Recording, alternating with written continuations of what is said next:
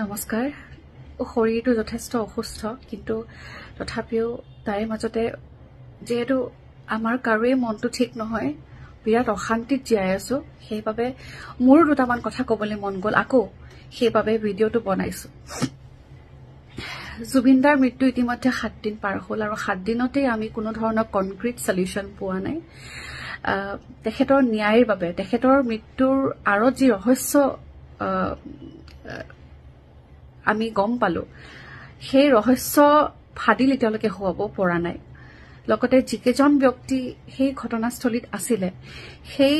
ব্যক্তিকেজনৰ কোনো ধৰণৰ স্পষ্টীকৰণ আমি পোৱা নাই কোনো ধৰণৰ তেওঁলোকক কোনো ধৰিব পৰা নাই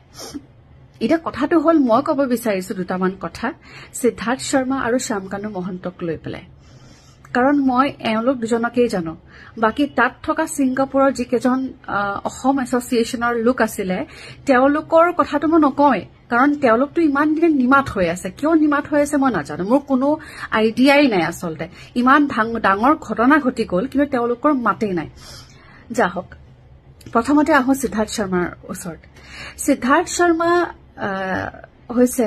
one and only manager of Zubeen Garg since 10 to 12 years যিমান দূৰ মই জানো তেখেতক প্ৰথম সাক্ষাৎ হৈছিল মোৰ 2015 চনত আৰু তেতিয়াৰে পৰাই এতিয়া যেনেকৈ চৰ্চা চলি আছে তেখেত এগৰাকী অভদ্ৰ অসভ্য মানুহ তাত মোৰ কোনো ধৰণৰ আসলতে ডিনায়েল নাই তেখেত সঁচাকৈ এজন অভদ্ৰ মানুহ কোনো ধৰণৰ ব্যৱহাৰ তেওঁ নাজানে আৰু সেই সময়ত যেতিয়া মোৰ সাক্ষাৎ হৈছিল তেতিয়া মই একেবাৰে নতুন আছিলো সেইবাবে মই বহুত কথা সহ্য কৰিছিলো বহুত কথা মই তেনেকৈ থাকি গৈছিলো নিমাত হৈ থাকি গৈছিলো কিন্তু ইমান বছৰে এই কাৰণে কোৱা নাছিলো কোনো আৰু এতিয়া বহুতে প্ৰশ্ন কৰিছে যে সিদ্ধাৰ্থৰ কথা এতিয়া সকলোৱে কিয় কৈ আছে মোৰ ওচৰত হেতু উত্তৰ আছে ইমান দিনে আমি আসলতে একো কোৱা নাছিলো কাৰণ তেনেকুৱা কোৱাৰ কোনো পৰিবেশো নাছিল তো সিদ্ধাৰ্থে এনেকুৱা দেখুৱায় যে জুবিন গাৰ্গৰ ওপৰত অধিকাৰ কেৱল সিদ্ধাৰ্থ শৰ্মাৰ আছে হেনেকুৱা মই বুলি নহয় আমাৰ গোটেই ফ্ৰেটাৰনিটি মানুহে ক'ব এই কথাটো যেন জুবিনদাৰ ওপৰত কপিৰাইটটো কেৱল সিদ্ধাৰ্থ শৰ্মাৰ আৰু এনেকুৱাকে দেখুৱাব এটা সময়ত আমি ভাবিবলৈ বাধ্য হলো যে বা ইমান পজেচিভ ইমান তেওঁ এগ্ৰেছিভ জুবিনদাৰ প্ৰতি গতিকে নিশ্চয়কৈ তেওঁ সঁচাকৈ চাগে জুবিনদাক বহুত ভাল পায় জুবিনদাক বহুত বেছি যত্ন লয় আমি তেনেকৈ ভাবি পেলাই তাৰ সেই দুৰ্ব্যৱহাৰবিলাক বা যি মিছবিহেভ কৰে বা যি ধৰণৰ অভদ্ৰামি কৰে সেইবিলাক আমি আসলতে আওকাণ কৰিছিলো সেইবোৰ একমাত্ৰ জুবিনদাৰ খাতিৰত আওকাণ কৰিছিলো আৰু আজি পৰ্যন্ত কোনেকো কোৱা নাছিল সিংগাপুৰলৈ গ'ল অসুস্থ দেহাৰে জুবিনদা সিংগাপুৰলৈ গ'ল অনুষ্ঠান কৰিবলৈ সমস্ত দায়িত্ব সিদ্ধাৰ্থ শৰ্মাৰ হয় তেখেতে ক'ত যাব কি খাব কেতিয়া শুব কি কৰিব কি পিন্ধিব তেখেত ইতিমধ্যে ৰেগুলাৰ বেচিছত মেডিচিন সেৱন কৰে মেডিচিনো নাই খোৱা বুলি আমি জানিব পাৰিছো সেই অৱস্থাত ৰাতিটো পাৰ্টি কৰি দিনত নুশুই নেমেলি তেখেতৰ স্লিপ সাইকেলটো আমি সকলোৱে জানো তেখেতে ৰাতিটো নুশুলে দিনটো শুৱে সেইদিনাখন নুশুলে ব্ৰেকফাষ্টটো নকৰিলে তেনেকৈ তেওঁ কিবা এখন অজান আইলেণ্ডলৈ লৈ গ'ল কোনো ধৰণৰ নিৰাপত্তা নাই কোনো ধৰণৰ মেডিকেল টিম নাই আৰু মিষ্টাৰ সিদ্ধাৰ্থ শৰ্মা মই তোমাক কওঁ যে তুমি যে তাত গৈছিলা you were there to take care Zubeen Garg you were there not to entertain yourself তাত তুমি অন ডিউটি আছিলা জুবিনদাৰ অনুষ্ঠান কৰিব যোৱা মানে অৰ্থটো কি হ'ল জুবিনদাৰ অনুষ্ঠানটো কৰিব গৈছে সিংগাপুৰত তুমি তাৰ দায়িত্বত আছিলা তুমি ফূৰ্তি কৰিব যোৱা নাই তাত তুমি ফূৰ্তি কৰিবলৈ যোৱা নাই তুমি অন ডিউটি আছিলা তুমি জুবিনদাৰ যত্ন ল'ব লাগিছিল জুবিনদাক ৰাখিব লাগিছিল এতিয়া আহো শ্যামকানু মহন্তৰ কথা কোৱাৰ আগতে আৰু এটা কথা কম এতিয়া নতুন কথা বহুত কথা গম পালো যিমানবোৰ ৰাইটছ আমি জুবিনদাৰ যিমানবোৰ গীত আছে সেই গীতসমূহ আমাৰ কাৰণে সম্পদ সেই সম্পদসমূহৰ আঁৰত যি ৰেভিনিউ শ্বেয়াৰিঙৰ যি প্ৰপাৰাইটাৰ যিজনে পাব ৰেভিনিউ সেইটোৰ সকলোতে সিদ্ধাৰ্থ শৰ্মাৰ নাম জড়িত হৈ আছে এইটো কিমানটো সত্য মই নাজানো কিন্তু যদি সত্য হয় তেতিয়াহলে How dare you? How dare you? তোমাৰ সাহস কেনেকৈ হ'ল? বহুতে বহুত কথা কৈ আছে, প্ৰপাৰ্টি কথা কৈ আছে, মই নাজানো, তাৰ হোটেলৰ কথাও মই নাজানো, তাৰ পানী বটলৰ কোম্পানীৰ কথাও মই নাজানো। কিন্তু এতিয়া এনেকুৱা হৈ গ'ল কথাবোৰ যে সকলো কথা আমি জানিব লাগিব, আমাক প্ৰত্যেকটো প্ৰশ্নৰ উত্তৰ লাগিব। মাননীয় মুখ্যমন্ত্ৰী ডাঙৰীয়া হিমন্ত বিশ্ব শৰ্মা তেখেতে এইকেইদিন যি সাহস দেখুৱাইছে, যি ধৰণে ধুনীয়াকৈ জুবিন দাক বিদায় দিয়া সময়খিনি ইমান গোটেই কাৰ্যসূচীখিনি ইমান সুন্দৰকে কৰিছে, তেখেত আচলতে ধন্যবাদৰ পাত্ৰ। তেখেতক মই অন্তৰৰ পৰা ধন্যবাদ জনাইছো। কিন্তু তেখেতক মই আৰু এটা কথা কৈ দিওঁ যে আপোনাৰ ওপৰত আমাৰ আস্থা আছে, বিশ্বাস আছে। তাত যিকেইজন মানুহ আছিলে প্ৰত্যেকজনকে অসমত লৈ আহক না, অসমত লৈ আহি পেলাই বহাই লওক, বহাই লৈ পেলাই প্ৰশ্ন কৰক। যিজন মানুহে মৃত্যুৰ সময়তো অসমক গ্ল'বেলি জিলিকাই থৈ গৈছে, ইমানবোৰ কাম দি থৈ গৈছে, ইমান কি কৰি গৈছে অসমৰ কাৰণে, সেইজন মানুহৰ ন্যায়ৰ বাবে আমি আজি এনেকৈ যুঁজিবলগীয়া হৈছে। বিৰাট লাজ পাইছো। এতিয়া আহিছো শ্যামকানু মহন্তৰ ওচৰলৈ। মই এটা ইনচিডেণ্ট শ্বেয়াৰ কৰিব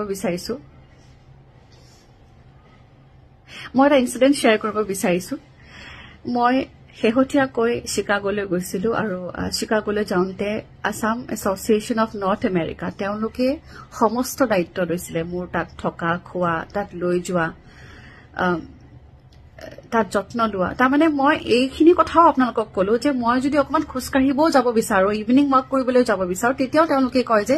অকলে নাযাবা, তুমি আমাৰ দায়িত্বত আছা, আমি কোনোবা এজন তোমাৰ লগত থাকিম, ব'লা, য'ত যাব মন গৈছে তুমি আমাক কোৱা, আমি তোমাক লৈ যাম। ইমানখিনি তেওঁলোকে, মইতো একোৱেই নহয় বুলি কলো, মোকেই তেওঁলোকে ইমান যত্ন লৈছে। Being the organiser of the event, north east ফেষ্টিভেলৰ অৰ্গেনাইজাৰ কোন? শ্যামকানু মহন্ত। তেখেতৰ ৰেছপন্সিবিলিটি আছিল জুবিন গাৰ্গ। এজন সাধাৰণ ব্যক্তি তেওঁ নহয়। ইমান অসুস্থ ব্যক্তি এজনক লৈ যোৱাটো প্ৰথম কথা সেইটোৱে ভুল। দ্বিতীয় কথাটো হ'ল কোনো মেডিকেল টিম নোহোৱাকৈ তেখেতক এই ধৰণে তেখেতক ৰখা কিয় গৈছিল তাত?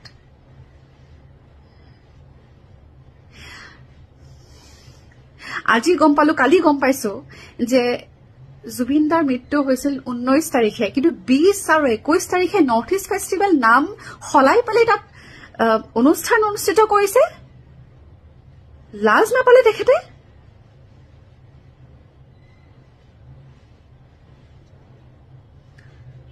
মানে মই বুজিব পৰা নাই যে কি ধৰণৰ মানসিকতা তেওঁলোকৰ। ইমান লাজ নাই আপোনালোকৰ? বিৰাট কষ্ট হৈছে, বিৰাট আঘাত পাইছো, বিৰাট লাজ পাইছো। তাৰমানে এইজন মানুহৰ কাৰণে আমি সকলোৱে এনেকৈ ভিডিঅ' কৰি এনেকৈ আপলোড কৰি থাকিবলগীয়া হৈছে, ৰাস্তাত আহিবলগীয়া হৈছে। মুঠতে মোৰ এটাই কথা, ছিংগাপুৰত এই যে জুবিন দাক যে এই লৈ গৈছিল, ইয়াত নে কি নাজানো, পাৰ্টিটোত প্ৰত্যেকজন অসমীয়া তাত থকা ছিংগাপুৰ এছ'চিয়েশ্যনৰ সিদ্ধাৰ্থ শৰ্মা, শ্যামকানু মহন্ত আৰু যত যিমান আছে আমি নাজানো, কাৰণ আমি সকলো কথা আমি এতিয়াও নাজানো। আমি যিমানখিনি কথা ভিডিঅ' ৰূপে আমি দেখি আছো ধাৰাবাহিকভাৱে, যিবোৰ কোনে আপলোড কৰিছে আমি সেইটোও নাজানো। আৰু ইমান দিনে ফোনকেইটা যে এনেকে যে আপলোড হৈছে, ফোনবোৰ আপোনালোকে চিজ কৰিব কিয় পৰা নাই? ফোনকেইটা আজি পৰ্যন্ত চিজ কিয় হোৱা নাই? সেইবোৰ প্ৰশ্ন মোৰ উত্থাপন হৈছে। ক্ষমা কৰিব, বহুত বেছি আৱেগিক হৈ আছো কাৰণে মোৰ চাগে কিবা কিবি শব্দ ভুল হৈছে, কিবা কিবি মই হয়তো কওঁতে কিবা ভুল কৰিছো। কিন্তু আমাৰ সকলোৰে এটাই কথা, অনুগ্ৰহ কৰিছো, অনুৰোধ জনাইছো, জুবিন দা, আমাৰ মৰমৰ জুবিন দাক আমি জাষ্টিচ দিব লাগিব। এতিয়া মই দেখিছো বহুত মানুহে বহুত কথা উলিয়াইছে। ইতিমধ্যে মই আজি ৰাতিপুৱা এটা নিউজ দেখিলো সিকিউৰিটি দাদাজনক সুধিছিলে কোন কোন আহিছিল তেওঁলোকৰ ঘৰলৈ তাত কৈছে যে জুবিন দা আহিছিলে বহুতবাৰ আৰু বহুত শিল্পী আহিছিলে তেতিয়া মোৰ নামটো লৈছে যে দীপলিনা আহিছিলে এবাৰ আহিছিলে তেখেতে সঁচা কথা কৈছে মই এবাৰ গৈছিলো যোৱা বছৰৰ কথা যোৱা বছৰ জানুৱাৰী মাহৰ কথা হেদিনাখন আছিলে গাপশপ মিউজিক এৱাৰ্ডত মই এংকাৰ আছিলো যোৱা বছৰ আৰু এংকাৰিঙৰ সময় ৰাতিপুৱা ভাগতে শ্যামকানু মহন্ত তেওঁলোকে আমাক ফোন মাৰিছিল আমাক কৈছিল যে তোমালোকৰ লগত আমাৰ কথা আছে মোক বুলি নহয় বহুত সিংগাৰক ফোন কৰিছিল বহুত গায়ক গায়িকাক ফোন মাৰিছিল যে আমি বহুতক আজি আমন্ত্ৰণ কৰিছো আমাৰ ঘৰলৈ ভাত খাবলৈ বহুত গভৰ্ণমেণ্ট অফিচিয়েলছ আহিব নন গভৰ্ণমেণ্ট অফিচিয়েলছ আহিব তুমিও আহিবা তেতিয়া মই কৈছিলো যে নাই মোৰ এংকাৰিং আছে শ্যামকানু দা মোৰতো দেৰি হ'ব তেওঁ কৈছিলে একো নাই সকলোৰে তাততো বহুজন যাব যেহেতু গাপশপ মিউজিক এৱাৰ্ড বহুত শিল্পী তাত থাকিব তেওঁলোকেও অনুষ্ঠানটো মানে এটেণ্ড কৰি ৰাতিলৈ আহিব আমাৰ ঘৰলৈ তোমালোকো আহিব পাৰিবা ঠিক আছে কথাৰ মতে কাম অনুষ্ঠান শেষ কৰিলো সেই খন্তে চাগে 10:30 বাজি গৈছিলে গাপশপ মিউজিক এৱাৰ্ড তাৰ পাছত গম পালো যে বিশ্বত হৈকেও একেলগে আমি আকপিছকে গৈছো আমি শ্যামকানু মহন্তৰ ঘৰ পালোগে বিশ্বত হৈকে আছিলে মোৰ লগত বিশ্বতৰ লগত তেখেতৰ টিম মেম্বাৰ্স কোনবা তেওঁৰ বন্ধু বান্ধৱ আছিলে আৰু তেতিয়া অলমোষ্ট তেওঁলোকৰ খানা শেষ হৈছে তাৰমানে মানুহবোৰ গুচি গ'ল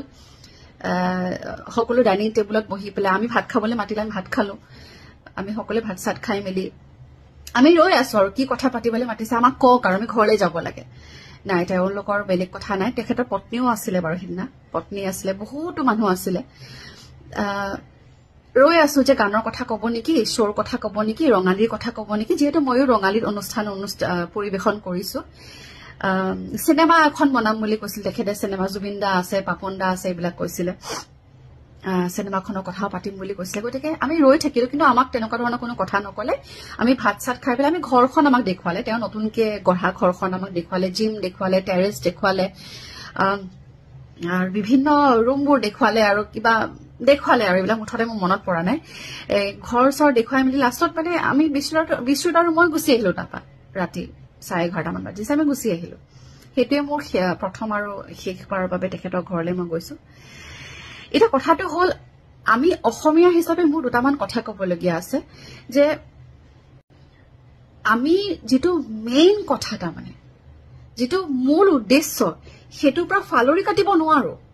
এটা দেখিবলৈ পাইছো যে সামাজিক মাধ্যমত বহুজনে বহু ধৰণৰ কথা উলিয়াইছে সেই কথাবিলাক আমি পিছতো আলোচনা কৰিব পাৰিম প্ৰথম কথা হল দুখিক শাস্তি দিব লাগিব আৰু শাস্তিটো এনেকুৱা হ'ব লাগিব যে জেললৈ গ'ল আকৌ ওলাই আহিল হেতু নহয় তাৰ মানে কঠোৰ শাস্তি যেটো আমি দেখিবলৈ পাওঁ আজিকালি পটককে ওলাই আহে পটককে যায় খুব সহজ হৈ গ'ল খুব ক্যাজুয়াল হৈ গ'ল আমাক ক্যাজুয়াল পানিশমেন্ট নালাগে জুবিনদাৰ ক্ষেত্ৰত গতিকে মূল কথাটোত সকলোৱে ষ্টিক কৰক মোৰ এটাই কথা মই আকবাৰ কৈছো অসম চৰকাৰ অসম আমাৰ প্ৰশাসন সকলোৰে ওপৰত মোৰ আস্থা আছে সকলোৰে ওপৰত মোৰ বিশ্বাস আছে তথাপি পুনৰবাৰ মই অনুৰোধ জনালো ইমান দিন কিয় লাগিছে 7 দিন হৈ গ'ল অনুগ্ৰহ কৰিছো সোনকালে কাম কৰক কাম কৰি আছো দেখা পাইছো কাম কৰি আছে তেওঁলোকে দেখা পাইছো কিন্তু সোনকালে কাম কৰক আৰু উচিত তদন্ত কৰি দুখিক কঠোৰতকৈ কঠোৰ শাস্তি দিয়ক লাগিলে জুনেই নহক আমাৰ হেতু একমাত্ৰ কথা আৰু আমি এই কথাটোতে ষ্টিক কৰিব লাগিব একেদিন যেতিয়ালৈকে তেওঁ আমাৰ জুবিন দাই ন্যায় নাপায় বাকি কথাবিলাক পাতিবলৈ আমাৰ বহুত আছে বহুত দিন আছে ডাইভাৰ্ট নহব stick to the point thank you so mass